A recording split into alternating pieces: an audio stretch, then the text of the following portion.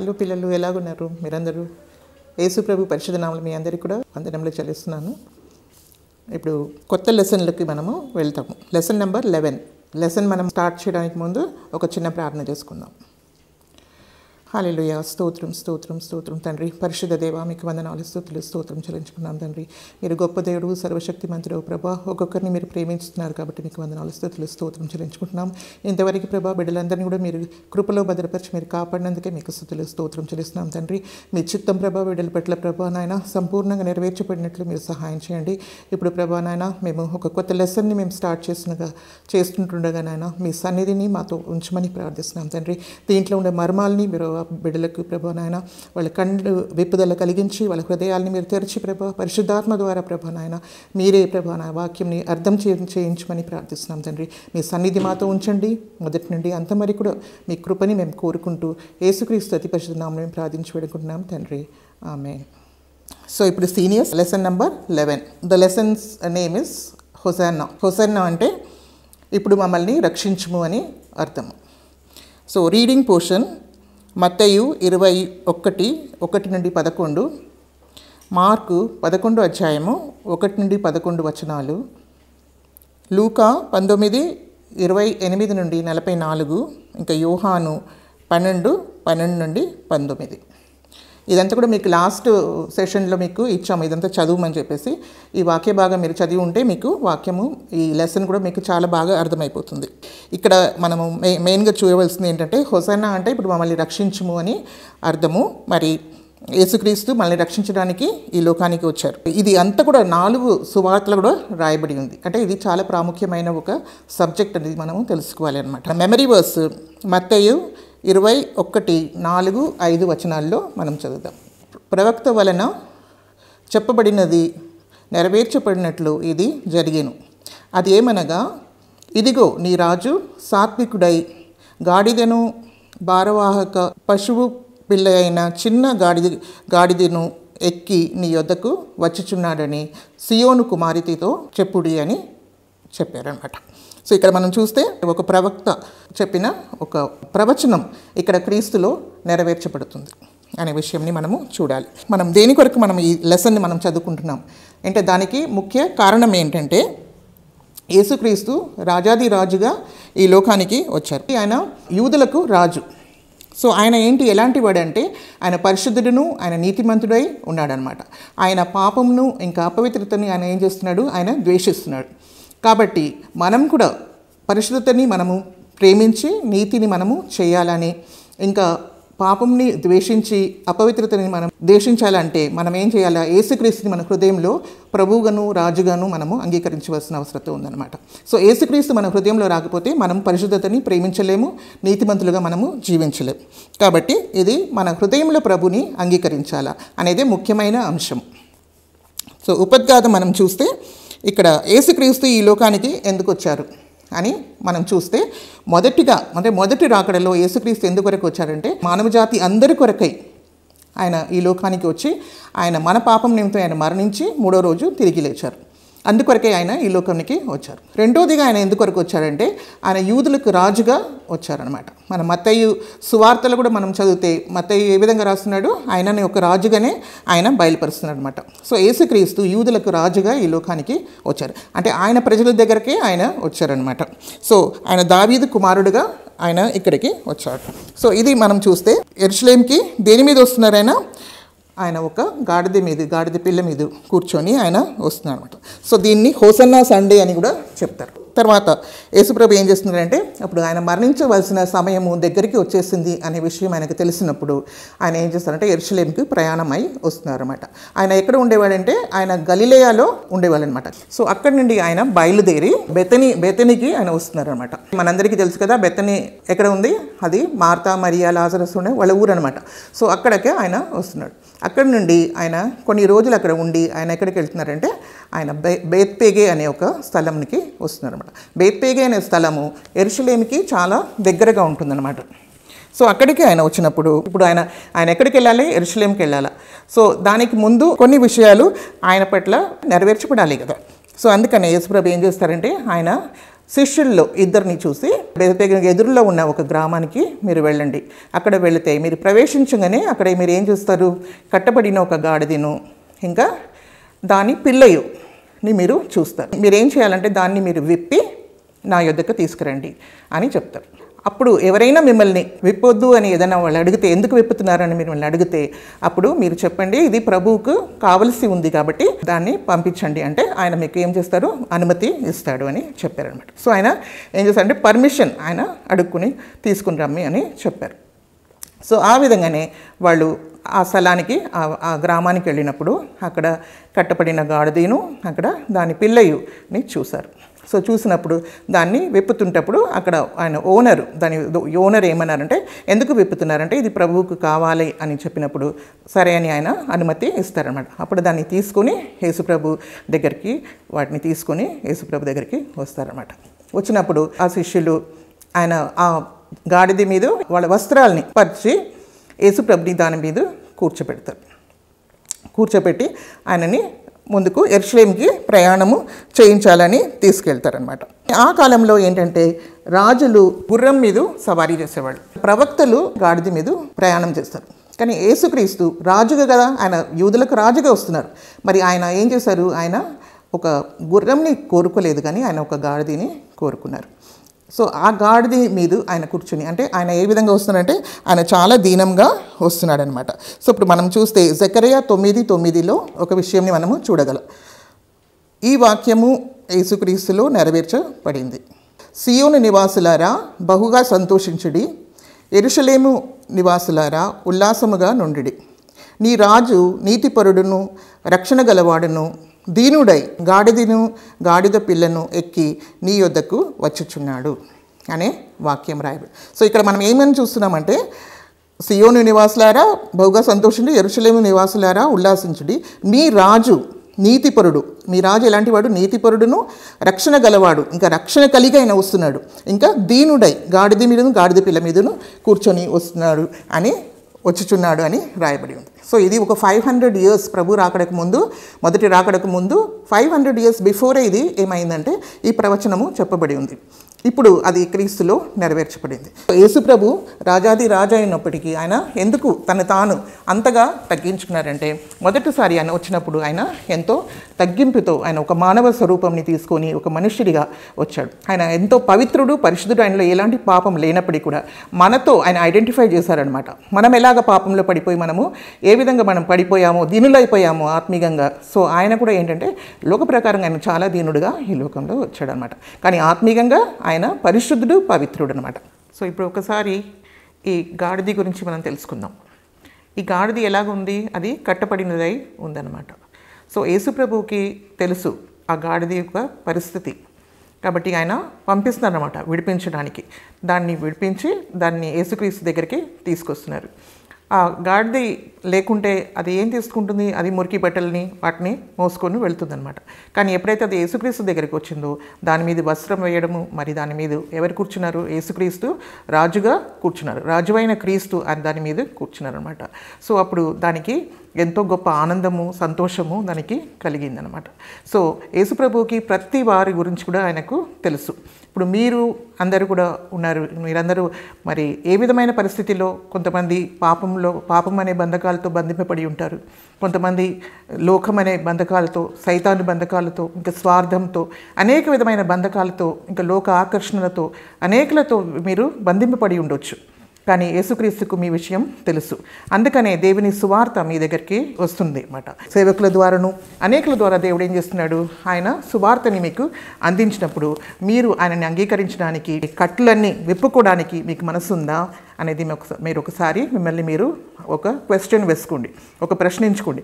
So మీరు కూడా మీరు ఇలాగ విడుదల పొందుకుంటే ఇలాంటి ఒక అపవిత్రమైన విషయాల కొరకు మీరు వాడపడకుండా జీవం గల దేవుడైన రాజువైన క్రీస్తు కొరకు మీరు వాడపడడానికి మరి మిమ్మల్ని మీరు ప్రభువుకి మీరు సమర్పించుకుంటే మీ హృదయంలో ప్రభు వస్తారనమాట.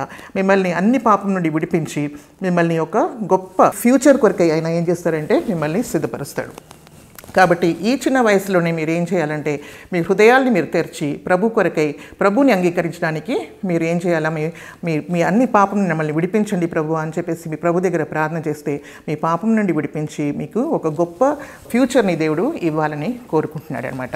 ఒక్కొక్కసారి ఎలాగవుతుందంటే ఈ గాడిద ఏమైంది, గాడిద మీద యేసుప్రభు కూర్చున్నప్పుడు అందరూ కూడా ఆయనని పొగుడుతున్నారు. అప్పుడు ఆ గాడిద ఏమనుకోవచ్చు, నన్నే పొగుడుతున్నారని అది అనుకోవచ్చు. కానీ యాక్చువల్లీ ఎందుకొరకు ఆ పొగుడుదల ఎందుకు వచ్చింది, అది ప్రభు కూర్చున్నారు కాబట్టి ప్రభు కొరకే వెళ్ళవలసిన మహిమ ప్రభుకే మనము చెందించాలి.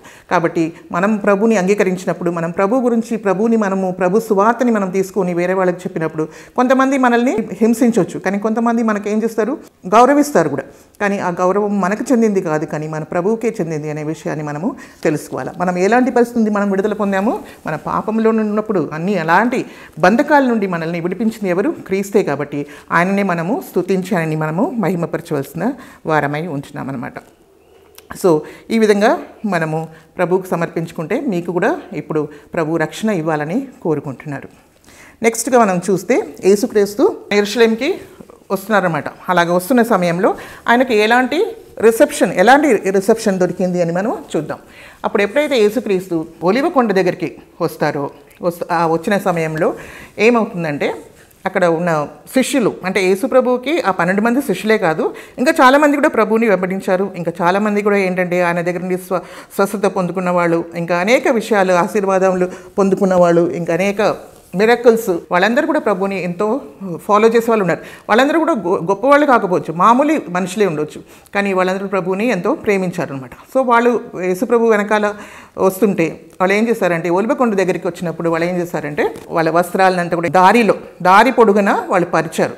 తర్వాత పక్కన ఉన్న చెట్లు కొమ్మల్ని అంతా కూడా నరికి అక్కడ ఆయనకు ముందు దారి పొడుగున దాన్ని కూడా పరిచారనమాట. పరిచేసి యేసుక్రీస్తు దాని మీద నుండి నడుచుకొని వస్తున్నప్పుడు వాళ్ళు గొప్పగా కేకలు వేయడం మొదలుపెట్టారనమాట. ఏమని కేకలు వేశారంటే, దావీదు కుమారునికి జయము, ఇంకా ప్రభు పేరిట వచ్చేవారికి స్తోత్రము కలుగును గాక, సర్వోన్నతమైన స్థలములో ఆయనకు జయము కలుగును గాక అని చెప్పి వాళ్ళు యేసుప్రభుని స్తుతించి ఆరాధించారు, దేవుణ్ణి మహిమపరిచారు అనమాట. అంటే ఇప్పుడు మనం చూస్తే హోసన్నా అంటే ఏంటి, మనల్ని రక్షించుము అని అర్థము, మనల్ని ఇప్పుడు రక్షించుము. సో రక్షించేశాడు దేవుడు అనే అంత సంతోషంతో జయము అని చెప్పి వాళ్ళు దేవుణ్ణి ఇంకా స్తుతించారనమాట. దావీదు కుమారునికి ఏంటి, హోసన్నా అని చెప్పి ఆయనని ఎంతో పొగిడారు. సో ఈ విధంగా వాళ్ళు పొగుడుతూ ఉన్నప్పుడు యెరూషలేముకి ఆయన ప్రవేశిస్తున్నారు. సో ఇక్కడ చూస్తే మన ప్రవక్తల ద్వారా కూడా ఏమని రాయబడి ఉంది, యేసుప్రభు రాజుగా ఎలాగొస్తాడు, ఆయన నీతిపరుడుగాను రక్షణ గలవాడును ఇంకా దీనుడై గాడిద పిల్ల మీద కూర్చొని వస్తారనే వాక్యం అక్కడ రాయబడి ఉన్నప్పటికీ కూడా చాలామంది మామూలు మనుషులందరూ ఏం చేశారు, యేసుప్రభుని చాలా పొగిడారు, దేవుని కూడా స్తుతించారు. ఆయనకి రక్షణ వస్తుందనే సంతోషంతో వాళ్ళందరూ కూడా ప్రభు గొప్పగా కేకలు వేశారు. కానీ ఇప్పుడు కస్టోడియన్స్ ఆఫ్ ద టెంపుల్, అంటే టెంపుల్ ఆలయంని అంత పూర్తిగా వాళ్ళ చేతిలో పెట్టుకున్న మహాయాజకులు, ఇంకా పరిసయ్యులు, శాస్త్రులు కూడా ఉన్నారనమాట. సో వాళ్ళకి తెలియదా ఈ జకర్యాలో రాయబడిన ఈ ప్రవచనము, వాళ్ళకి బాగా తెలుసు, వాళ్ళకి అన్నీ తెలుసు అనమాట.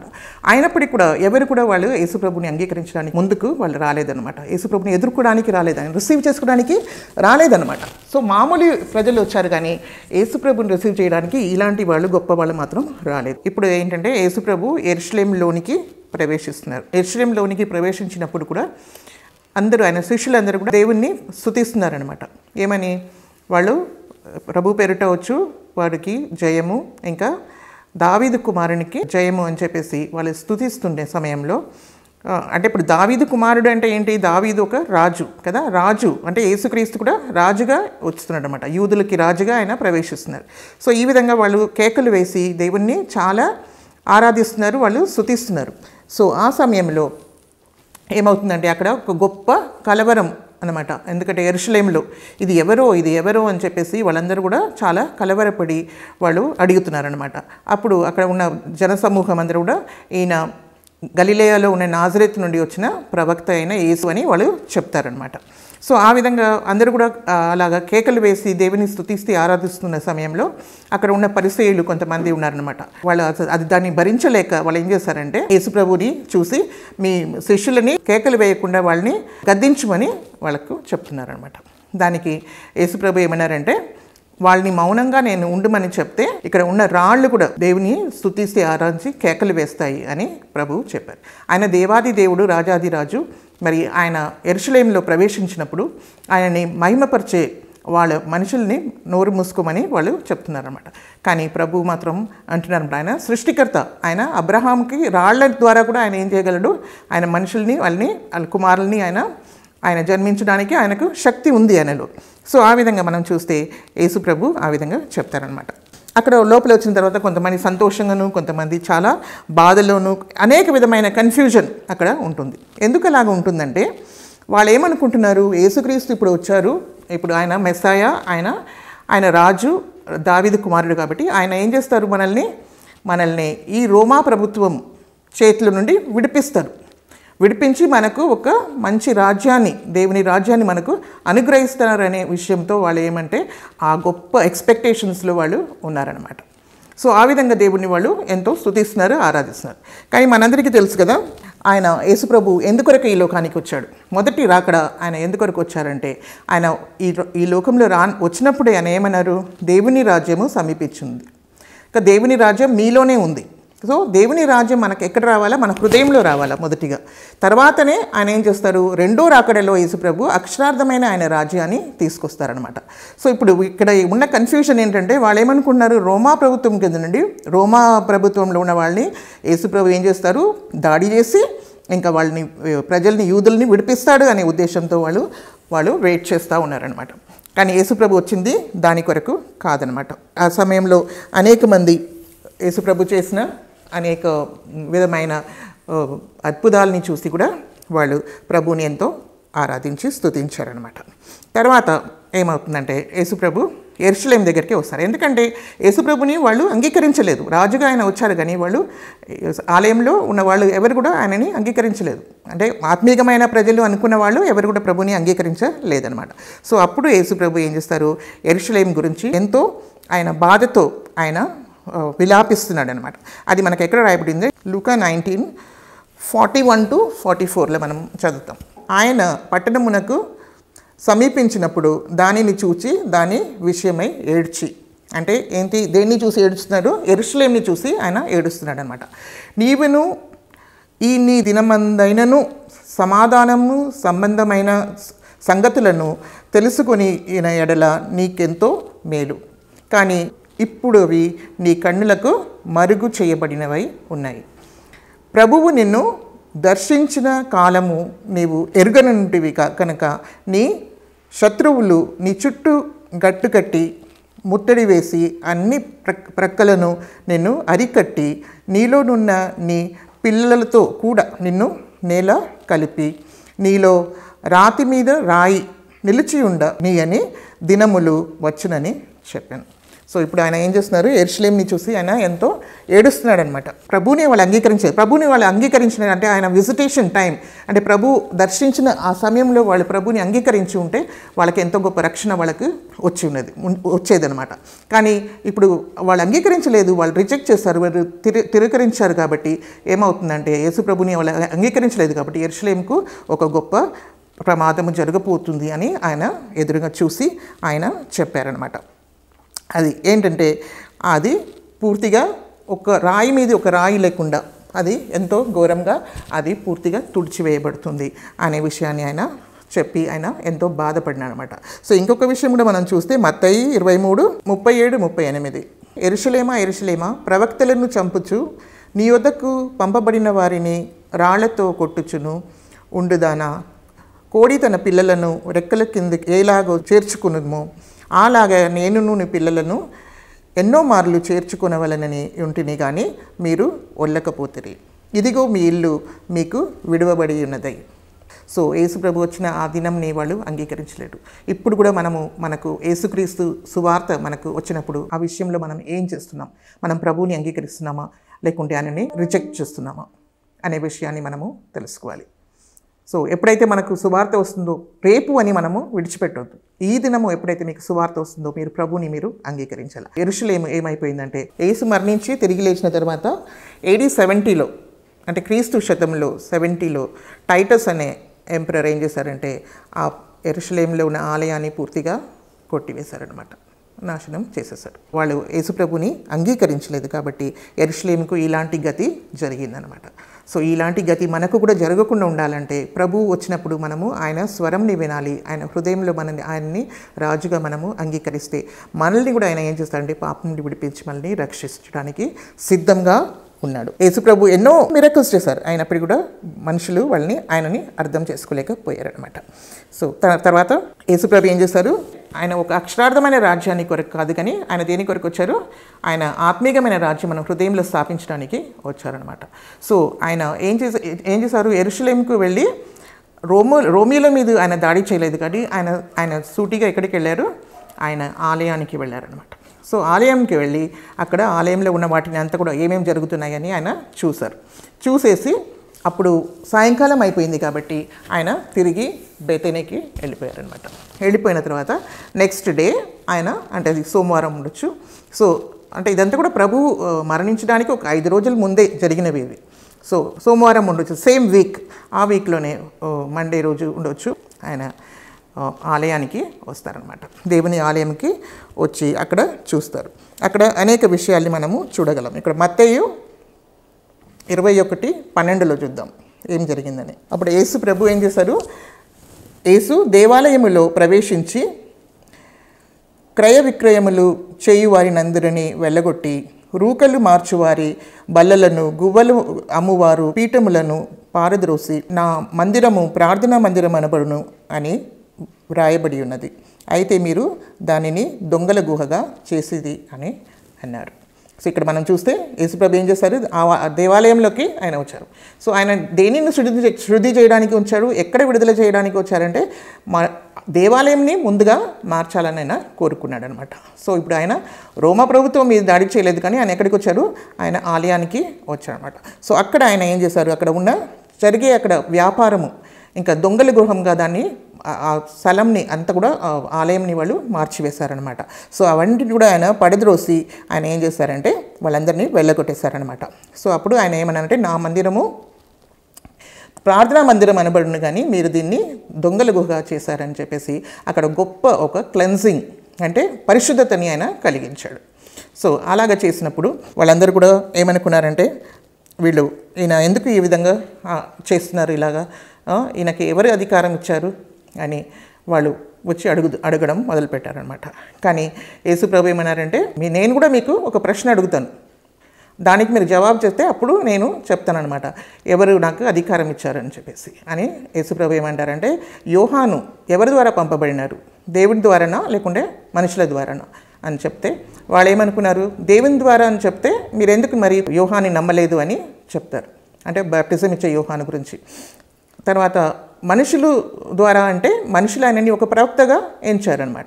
కాబట్టి ఇలాగ చెప్తే మనుషుల్ని మనం ప్లీజ్ చేయాలి కదా అని చెప్పేసి మాకేమీ తెలీదు అని చెప్తారు. అలాగంటే నేను కూడా మీకు చెప్పను అని ప్రభువు చెప్తారనమాట.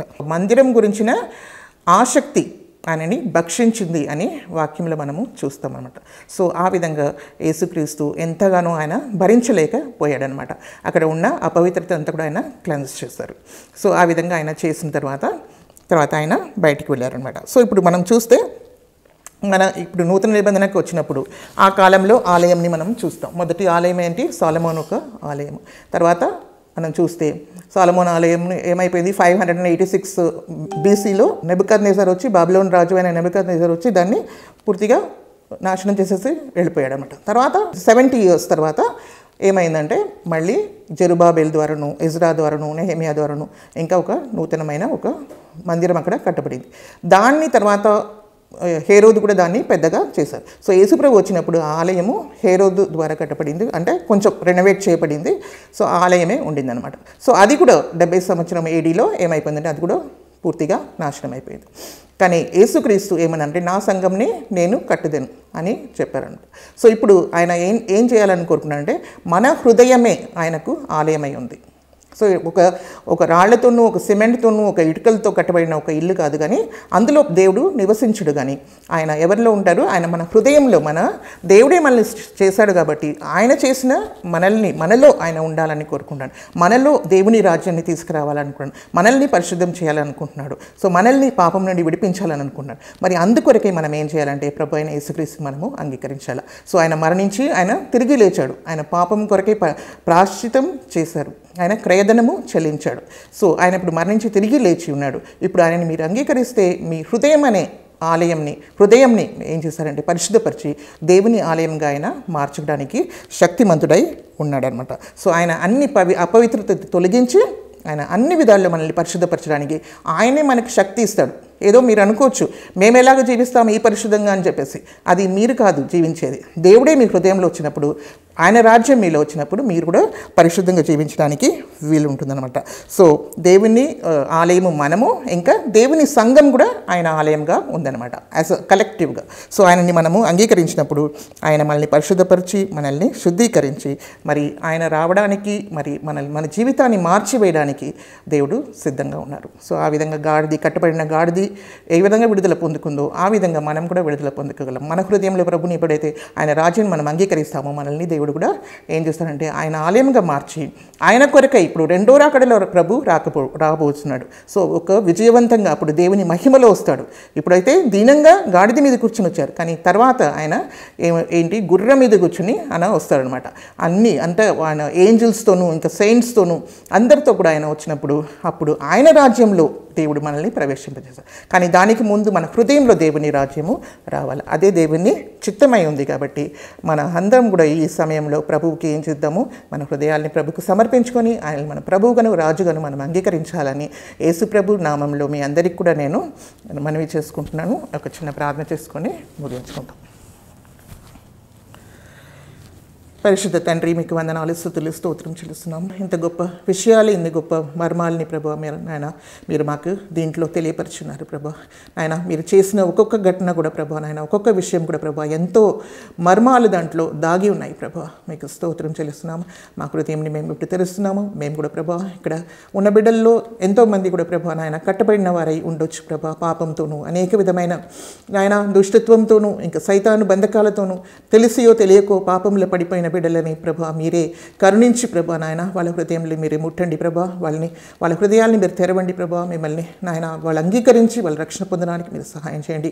ఈ లోకంలో ఉన్న ఆకర్షణలు ఇంకంతా కూడా ప్రభా నాయన కొన్ని రోజులకే ఉంటున్నాయి, కానీ నాయన మిమ్మల్ని అంగీకరించిన వాళ్ళు సదాకాలం జీవిస్తారు. కాబట్టి నాయన మిమ్మల్ని వాళ్ళు అంగీకరించడానికి మీ కృప దయచేయమని ప్రార్థిస్తున్నాం తండ్రి. పరిశుద్ధ దేవా, మీకు వందనాలు, స్తుతులు, స్తోత్రములు. నాయన మా హృదయాల్ని మీరు శుద్ధీకరించండి, పరిశుద్ధపడండి, మీ ఆలయంగా మీరు మార్చుకొని ప్రభా నాయన మీ రెండో రాకడలో కూడా మేము ప్రభా నాయన ప్రవేశించడానికి మీరు మాకు కృప అనుగ్రహించమని నాయన విజయవంతమైన జీవితం జీవించడానికి నాయన మీరే సహాయం చేయండి. ఒక్కొక్క బిడ్డని మీరే దీవించి ఆశీర్వదించమని నాయన మమ్మల్ని మీ బలమైన హస్తములు సమర్పిస్తూ మీరు ఇచ్చిన కృప కొరకే మీకు స్తుతులు, స్తోత్రములు చెల్లిస్తూ ఇదంతా కూడా ప్రభా మీకే మహిమ ఘనత చెల్లిస్తూ యేసుక్రీస్తు అతి పరిశుద్ధ నామములో మేము ప్రార్థించి వేడుకుంటున్నాం తండ్రి, ఆమేన్. సో డిస్క్రిప్షన్లో మీకు అన్నీ కూడా క్వశ్చన్ ఆన్సర్స్ ఇంకా రీడింగ్ పోర్షన్ అన్నీ కూడా ఉంటున్నాయి అన్నమాట. 12th లెసన్ పాస్ ఓవర్ అని ఉంది, అంటే బస్కా పండుగ గురించిన విషయాల్ని మనము చదవగలము. దాంట్లో ఉన్న రీడింగ్ పోర్షన్ ఉంది. సో అదంతా కూడా మీరు చదువుకోండి, క్వశ్చన్ ఆన్సర్స్ రాసుకోండి, మీ జీవితాన్ని ప్రభువుకు సమర్పించండి. ఇది ఒక మెంటల్ ఎక్సర్సైజ్ కాదు, కానీ మీ హృదయాన్ని ప్రభువుకు సమర్పించుకొని మీరందరూ కూడా రక్షణ పొందాలని నేను కూడా మీ కొరకే ప్రార్థన చేస్తున్నాను. మిమ్మల్ని అందరూ దేవుడు దీవించి ఆశీర్వదించును గాక. ఆమేన్, ఆమేన్.